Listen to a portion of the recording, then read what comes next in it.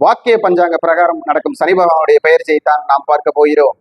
வருகிற மார்ச் 6ஆம் தேதி காலை 8:24 சனி பகவானுடைய பெயர்ச்சி வாக்கிய பஞ்சாங்க பிரகாரம் நமக்கு நடக்குது. ஏன் வாக்கிய பஞ்சாங்கம் பாத்தீங்கன்னா தேவர்களுக்கு வாக்கிய பஞ்சாங்கம் அப்படிங்கிற மாதிரி தெய்வ காரியங்களுக்கு வாக்கிய பஞ்சாங்கம். அப்போ அந்த வாக்கிய பஞ்சாங்க பிரகாரம் தான் தெய்வத்துடைய எல்லா காரியங்களும் நம்ம குறிச்சு வழிபாடு பண்றாங்க முன்னோர்கள். அதனால வாக்கிய பஞ்சாங்க பிரகாரம் மாறக்கூடிய சனி பகவான் 12 ராசிகளுக்கு எப்படி இருக்கிறாருன்னு தான் பார்க்க போறோம்.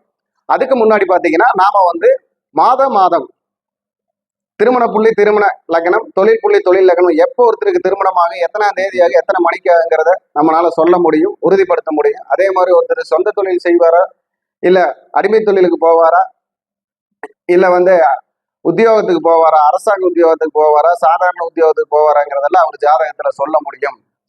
அது பாத்தீங்கன்னா நம்ம மாதம் வகுப்பாக எடுக்கிறோம். வகுப்புக்கு எப்போ வர்றதுனால யாரு வேணாலும் கலந்துக்கலாம். உங்களுக்கு தேவைப்படுற நேரத்திலேயே வகுப்பு சொல்லி தரப்படும், நேரடி வகுப்பாக மட்டும் அப்படின்னு சொல்லி நாம இப்போ சனி பகவானுடைய பெயர்ச்சி ரிஷபம் ராசிக்கு எப்படி இருக்குன்னு பார்க்க போறோம். சனி பகவானுடைய பெயர்ச்சி ரிஷபம் ராசிக்கு இந்த வருடம், அடுத்த வருடம் அப்படிங்கிற தோரணையில இந்த வருடம் அடுத்த வருடத்திற்கு எப்படி தொடர்பு கொள்ளுது, சனி பகவானுடைய பயிற்சி எப்படி செயல்படுத்துது அப்படிங்கிறது தான் பொது பலனாக பார்க்க போகிறோம். பொது பலனாக அப்போ ரிஷபம் ராசிக்கு பார்த்துக்கிட்டீங்க அப்படின்னா சனி பகவான் காலச்சக்கரத்துக்கு 12ஆம் வீட்டில் மீனம் வீட்டில் போய் இருந்தாலும் ரிஷப ராசிக்கு அது பாக்கிய வீடு, 11ஆம் வீடு.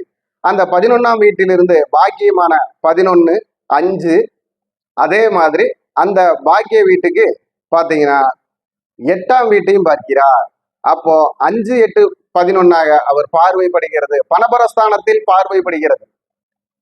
இந்த பணபரஸ்தானத்துல பார்வைப்படும் பொழுது அவருடைய செயல்பாடு ஏதாவது ஒரு வருமானத்தை தரக்கூடிய அமைப்பிலும், ஒரு தொழிலை வெற்றி பெற செய்யக்கூடிய அமைப்பிலும், தொழில் தொடங்குவதற்குண்டான அமைப்பிலும், திருமணம் ஆவாதவர்களுக்கு திருமணம் ஆகக்கூடிய அமைப்பிலும், காதல் செய்பவர்களுக்கு காதலில் வெற்றி பெறக்கூடிய அமைப்பிலும், அதே போல ஒவ்வொரு கவர்மெண்ட் தேவைப்பட்ட பரீட்சை எழுதுபவர்களுக்கு கவர்மெண்ட் சம்பந்தப்பட்ட உத்தியோகத்தில் வெற்றி கிடைப்பதற்கும், அரசு, மருத்துவர், அதே மாதிரி பேங்க் அக்கௌண்டா எல்லா விஷயங்களுக்கு பணம் சம்பந்தப்பட்ட விஷயங்கள் எல்லாம் ஒரு வெற்றியை தரக்கூடிய மாதமாக வரும்.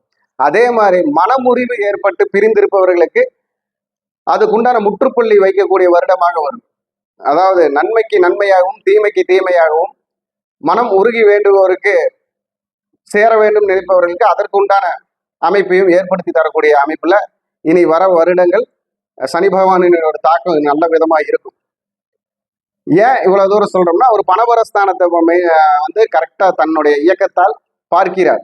அப்போ அந்த இயக்கம்ங்கிறது அங்கே நட்புக்குண்டான கிரகங்களும் ஆட்சி உச்ச பெற்ற கிரகமும் இருந்தால் அதில் நல்ல மாற்றங்கள் வரும். அதாவது அவங்க சுய ஜாதகத்துல இந்த சனி பகவான் பார்க்கக்கூடிய இடம் நட்பு கிரகங்களும் ஆட்சி உச்ச பெற்ற கிரகங்களும் அவர் இருக்கும் வீட்டு அதிபதியை அவரே பார்த்தாலும் அந்த சுபமான நிகழ்ச்சிகள் நான் சொன்ன லாபங்கள் எல்லாம் வரும். இல்லைன்னா இதுல எல்லாமே பிரச்சனைகள் வரும். அப்ப அந்த பிரச்சனைகளுக்கு அவங்க சுயஜாதகத்துல இந்த சனி பகவான அவர்களுடைய சுயஜாதக சனி பகவான் பார்க்கிறாரா, இல்ல அவரை கடந்து செல்கிறாரா அப்படிங்கிறதெல்லாம் நாம பார்த்துக்கணும். அதே மாதிரி அந்த சுயஜாதகத்தில் இருக்கக்கூடிய சனி பகவான் பலமாக இருந்து ஆட்சி உச்சம் பலம் பெற்று அது இல்லாமல் நட்பு வீட்டிலிருந்து இந்த சனி பகவானை பார்த்தால் அவர்களுக்கும் நல்ல பலனே நடக்கும். அது அவர் சுயஜாதக பிரகாரம் தான் தெரியும். ஏதை நம்ம அழுத்தமா சொல்றோம்னா ஒரு ஜாதகத்தில், அதாவது ஒரு ராசிக்கு 50 லட்சம் பேர் 60 லட்சம் பேர் பிறந்திருப்பாங்க குறைஞ்சது. எல்லாரும் ஒரே மாதிரி இருப்பாங்கன்னு சொல்ல முடியாது. அதுக்காகத்தான் அவங்க சுயஜாதகம் பொது பலன்ல இந்த மாதிரி இடத்துல இருக்கும்போது இந்த நல்லதை பண்ணக்கூடிய சக்தி இருக்கு அந்த கிரகத்துக்கு அப்படின்னு மட்டும் சொல்லலாம்.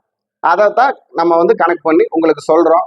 அந்த மாதிரி உங்களுக்கு ஒவ்வொரு அமைப்பிலும் உங்கள் எல்லா வெற்றிகளும் வரக்கூடிய மாதமாக இருக்கிறது, நல்லதுகளை நடத்தக்கூடிய வருடமாக இருக்கிறது. இந்த சனி பகவானுடைய வருடம் உங்களுக்கு நன்மையே செய்யும். அந்த நன்மை உங்களுக்கு எப்பொழுதும் கிடைக்கும். அப்போ அதற்கு உங்க சுய ஜாதகத்திலும் பலம் இருக்கிறதா, நடக்கக்கூடிய தசா புத்தி அந்தரநாதன் அப்படின்னு சொல்லக்கூடிய இவங்க 3 பேரும் உங்களுக்கு சிறப்பா இருக்காங்களா, அந்த சிறப்புக்கு தகுந்த மாதிரி இந்த சனி பகவான் அவருக்கு பக்க பலமா இருப்பாரா அப்படிங்கிறது உங்க சுய ஜாதகத்தில் பார்த்து உங்கள் வெற்றியை நிர்ணயிக்க அவங்க எல்லாம் எவ்வளவு தூரம் உறுதியா இருக்காங்க, உங்க வெற்றி எப்படி செயல்படும் அப்படிங்கிறது உங்க ஜாதகத்தில் செயல்படும். அந்த ரிஷபராசிக்காரர்களுக்கு இந்த மெயினா பாத்தீங்கன்னா ரிஷபராசி பொண்களுக்கு எல்லாம் பாத்தீங்கன்னா உடல் உபாதைகளுக்கு தேவையான மருத்துவம் கிடைக்கக்கூடிய வருடங்களாக மாறும். நல்ல நல்ல மருத்துவங்கள், மருத்துவ உதவிகள், வயதானவர்களுக்கெல்லாம் பார்த்தீங்கன்னா நல்ல நல்ல மாற்றங்கள், நல்ல ஆரோக்கியம் பலமாகக்கூடிய வாய்ப்பு, அதே மாதிரி தேவைகள் பூர்த்தி செய்யக்கூடிய வருடமாக இருக்கும். அவங்க குழந்தைகளை படிக்க வைக்கிறதுக்கு, ரிஷபராசிக்காரங்க குழந்தைகளை எல்லாம் படிக்க வைக்கிறதுக்கோ வேலை வாய்ப்புக்கோ செலவு பண்ணா அது இந்த வருடம் அவங்களுக்கு நல்ல விதத்தில் ஒரு சாத்தியமா வரும். குழந்தைகளால் செலவு வந்தாலும் நன்மை வரும் அப்படிங்கிறது சொல்லலாம். அப்போ உங்களுடைய தெய்வம் என்னவாக கும்பிடலாம் அப்படின்னு பார்த்தீங்கன்னா, உங்களுடைய தெய்வம் அப்படின்னு எடுத்துக்கிட்டா உங்களுக்கு ஸ்ரீரங்கநாதர் வழிபாடு சிறப்பை தரும். ஸ்ரீரங்கநாதர் வழிபாடு சிறப்பை தரும்.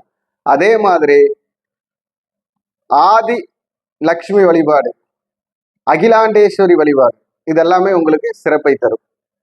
உங்கள் அருகில் இருக்கும் சத்துணவுன்னு சொல்லக்கூடிய அங்கன்வாடிக்கு போய் குழந்தைகளுக்கு லட்டு கல்கண்டு வாங்கி கொடுத்தா உங்களுக்கு நல்ல நல்ல மாற்றங்கள் வரும்.